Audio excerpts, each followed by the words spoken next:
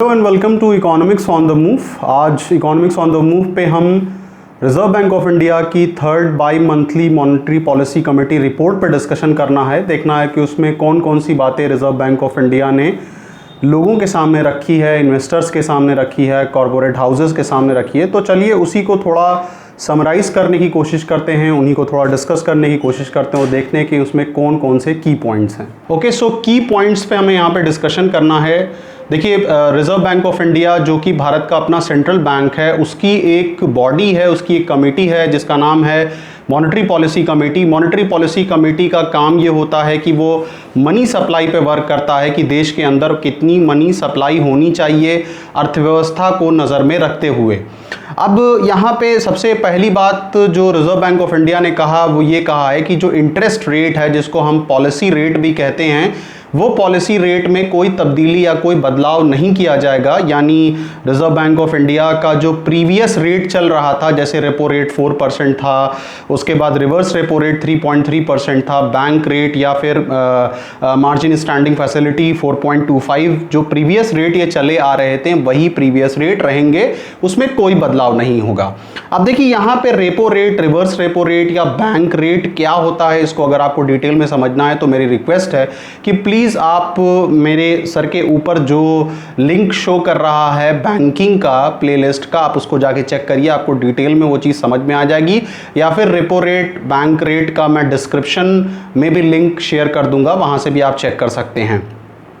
अब देखिए, ये सारी चीज़ें जो रिजर्व बैंक ऑफ इंडिया ने किया है, उसके पीछे एक मुख्य कारण या फिर जो रीज़न बताया जा रहा है वो है इन्फ्लेशन। यानी रिजर्व बैंक ऑफ इंडिया ने खुद ये बात, यानी शक्तिकांता दास ने जब रिपोर्ट प्रेजेंट की तो वो ये बात बता रहे थे कि बिकॉज ऑफ राइजिंग इन्फ्लेशन, जो रिटेल इन्फ्लेशन में बढ़ोतरी देखी जा रही है, यानी जो प्राइजेस बढ़ रही हैं, जो सामानों की कीमत बढ़ रही है, उसको नज़र में रखते हुए रिजर्व बैंक ऑफ इंडिया ने पैसे के बहाव पे रोक लगा दी है बैंक रेट और रेपो रेट के फॉर्म में।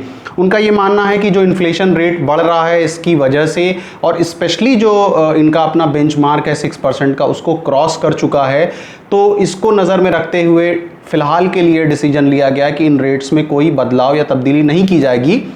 हालांकि रिजर्व बैंक ऑफ इंडिया ने अकोमोडेटिव स्टेंस जैसा वर्ड यूज़ किया कि गुंजाइश तो है इसको ऊपर नीचे करने की, लेकिन अभी हम इसमें कोई छेड़छाड़ नहीं करेंगे बिकॉज ऑफ द रीज़न कि इन्फ्लेशन रेट या फिर महंगाई जो मार्केट में है वो बढ़ती जा रही है। ओके, इसमें दूसरी बात जो रिजर्व बैंक ऑफ इंडिया ने रखी है वो एलटीवी को लेके रखी है, यानी लोन टू वैल्यू रेशियो को लेके रखी है। अब ये क्या होता है?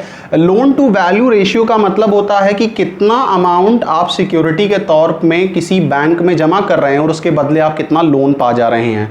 इसमें रिजर्व बैंक ऑफ इंडिया ने कहा कि गोल्ड पे पहले 75% एलटीवी रेशियो था, यानी अगर आप 1 लाख रुपया जमा करते हो तो 75,000 आपको लोन मिल जाया करता था, और वो 1 लाख रुपया गोल्ड के फॉर्म में बात थी।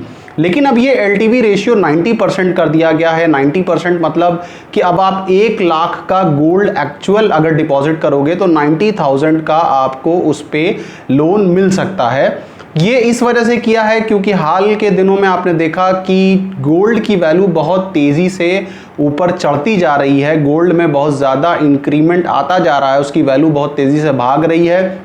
लेटेस्ट रिपोर्ट अगर हम देखें तो तकरीबन 56-57,000 पर 10 ग्राम के बीच में वैल्यू चल रही है।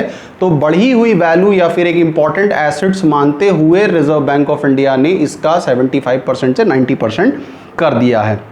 अगली बात इसमें यह है कि रिजर्व बैंक ऑफ इंडिया ने एक रेस्क्यू पैकेज का भी अनाउंसमेंट किया है। नेशनल हाउसिंग बैंक या फिर national bank for agricultural and rural development के लिए तकरीबन वो 10,000 करोड़ का अमाउंट है। एनएचबी के लिए उन्होंने 5,000 करोड़ अलॉट किया है, और national bank for agriculture and rural development जो एग्रीकल्चर का सबसे बड़ा बैंक होता है उसके लिए भी 5,000 करोड़ का अनाउंसमेंट किया है।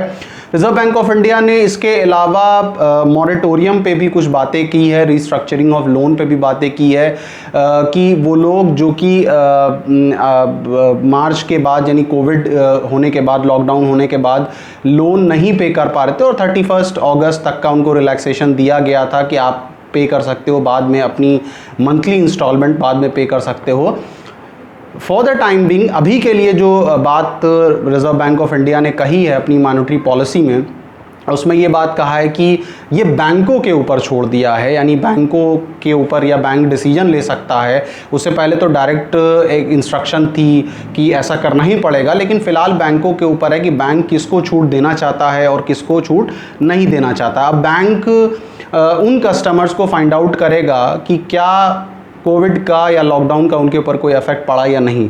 कहने का मतलब है कि अगर एक कोई इंडिविजुअल है, उसकी जॉब चली गई है, उसका बिजनेस शटडाउन हो गया है या फिर उसको सैलरी नहीं मिल रही है, तो ऐसी सिचुएशन में बैंक उसको एक्स्ट्रा फैसिलिटी प्रोवाइड कर सकता है। अदरवाइज अगर बैंक को ये लगा कि इन चीज़ों का इनके ऊपर कोई इफेक्ट नहीं पड़ा है तो फर्दर किसी भी तरीके की ईज इनको नहीं प्रोवाइड की जाएगी। तो ये तो एक समराइज डिस्कशन था जो हमने किया है third bi monthly monetary policy committee report के हिसाब से, जो कि 6 अगस्त को शक्तिकांता दास ने प्रेजेंट किया है। इसके अलावा भी हमने प्रीवियस अपने लेक्चर्स में बहुत सारी इस तरीके की इंटरेस्टिंग डिस्कशंस की हैं, बातें की हैं। मैं उम्मीद करता हूं कि आप इन सारी चीज़ों को जाके देखिए और बहुत सारे हमारी प्लेलिस्ट को चेक करिए जिसमें हमने बहुत सारे अदर डिस्कशंस भी किए हैं। वहां से भी आपको काफ़ी नॉलेजेबल और इंटरेस्टिंग वीडियोज़ मिल जाएंगी। So stay blessed guys and keep on watching economics on the move. Thank you.